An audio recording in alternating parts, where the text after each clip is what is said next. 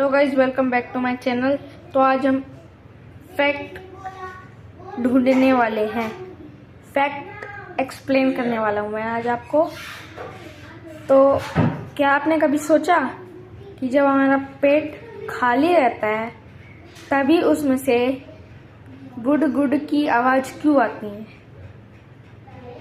हमारे यहाँ तो ऐसे कहते हैं, पेट खाली है तो पेट में चूहे दौड़ रहे हैं। तो सबको साइड में करते तो फैक्ट क्लियर करते हैं।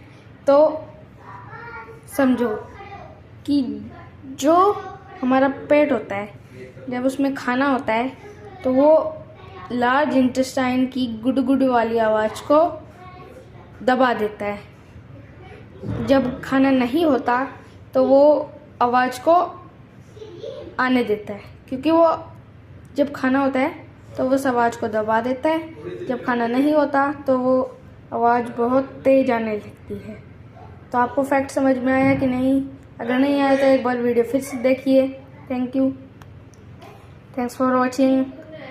Please like, subscribe, bye.